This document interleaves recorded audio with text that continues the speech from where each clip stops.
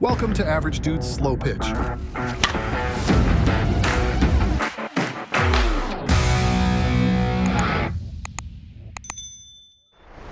Yo, Henry, Average Dudes Slow Pitch. Today, we're getting a chance to bring out the all-new Miken SuperFreak two-piece.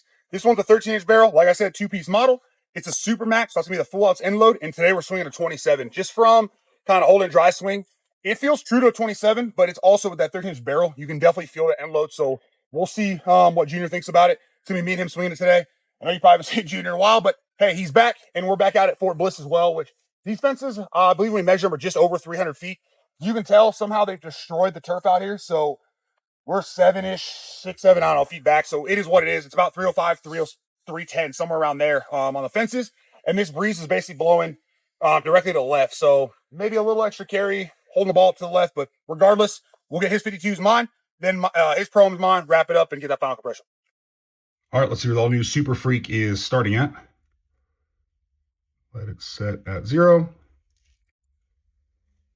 And this one's starting just a hair under 250. Let me just quarter turn, make sure we didn't put this on in a weird way, anything like that. We've seen some of the recent models right around that 250, 255 mark. I haven't really seen anything start under 250, so there we go. Yeah, and that makes more sense. So about 255 there. I will go back to the first side we tested just to make sure it wasn't something that I did there. And we haven't talked about it in a while, but just as a reminder, with us at elevation, kind of thinner air, no humidity, stuff like that, there are times where we do see 5 to 10 PSI lower. So just something to keep in mind. Testers are definitely not an exact science, but yeah, there we go. So just the hair over 250. So we're right around that 250, 255 mark. Either way, assuming it feels game ready, kind of like we expect based off compression. We'll do the 52s. Won't do too many Pro-Ms. We'll kind of obviously let you know like we always do. Then we'll come back to that final compression, wrap it up. 84.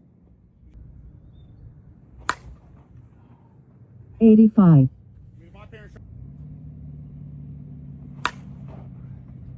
90. Okay, so far what I'm seeing with this barrel is just a little bit of softness, nothing too crazy, but it could just be, you know, the 52 piece of it.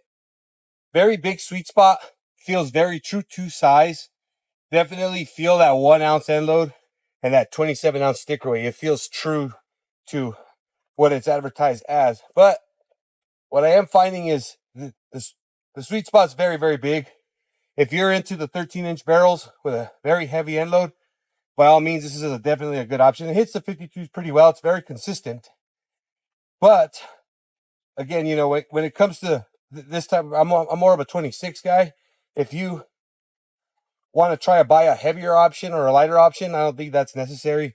Just buy whatever you feel comfortable with, and you'll definitely feel true to what you're comfortable swinging.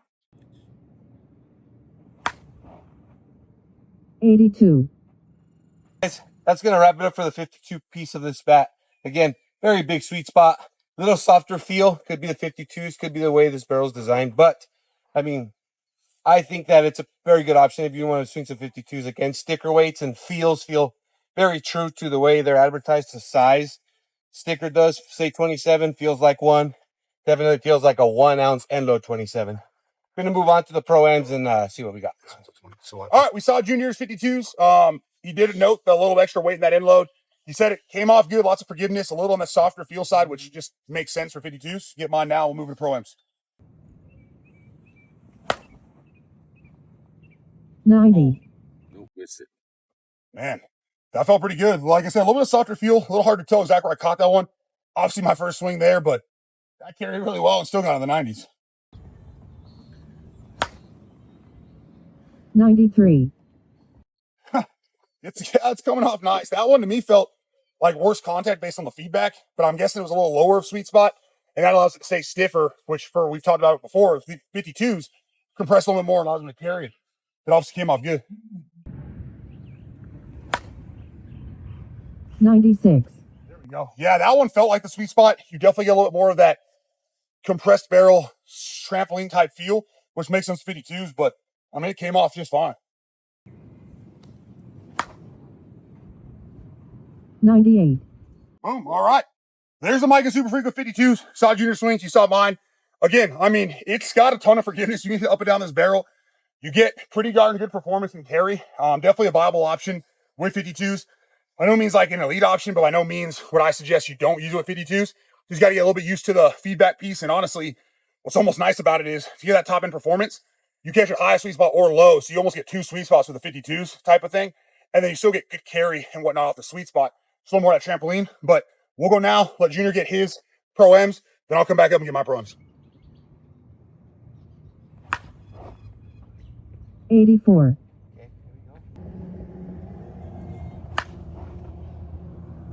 84.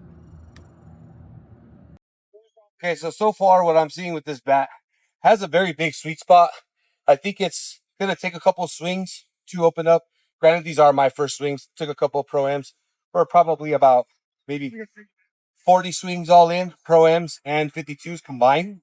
But it has a pretty big sweet spot. Just trying to get used to that extra weight. I'm not used to a 1 ounce head load with a 27 ounce sticker weight and a 13-inch barrel, but you can find the sweet spot very easy.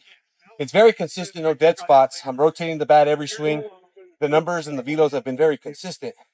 But I in my opinion, it's going to take a couple of swings to really get this bat to open up. And we'll pass it on to the other guys, see what they think. But so far, very consistent. Very, very consistent feel. Very big sweet spot.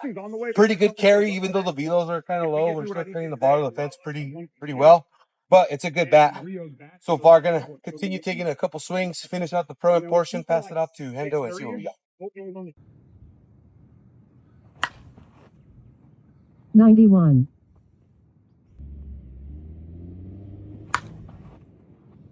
86. Very easy to cut the ball. Again, pretty heavy weight. Not what I'm used to, but it's definitely there. If you like the heavier bats, very, very good option when it comes to cutting the ball right here. Oh, good pitch. 81. Oh man, I caught that ball real close to the hands and still one hop the fence. So forgiveness is definitely there on this bat. Again, it was an excellent pitch. Just didn't get around quick enough. But all I can say about this bat is the sweet spot is definitely there. The carry is definitely there, and so is the forgiveness. 85. Yeah, again, that'll wrap it up for the Miken SuperFreak. Don't let the velos fool you. The carry is definitely there. Very good consistency on this bat. All the velos have stayed pretty much the same. No dead spots. Been rotating it, and I find consistent numbers all throughout the barrel. Forgiveness is definitely there. Didn't really catch any balls off the end of the bat, but even 2 or 3 that I caught close to the hands did get some good carry. So pretty good option right here. Again, I think that it still has a lot of potential. It hasn't really truly opened all the way back up, but we'll pass it on to Hendo and see what he thinks. All right, wrapping up the Super Freak here with my Pro-Ms. Junior was right. You definitely feel the end load on this one. So, I mean, you can go with your normal weight if you're used to heavier end load. If you're not, maybe go down an ounce just so that end load doesn't feel as pronounced, but it definitely helps this thing just kind of fly through the zone. 100. 101.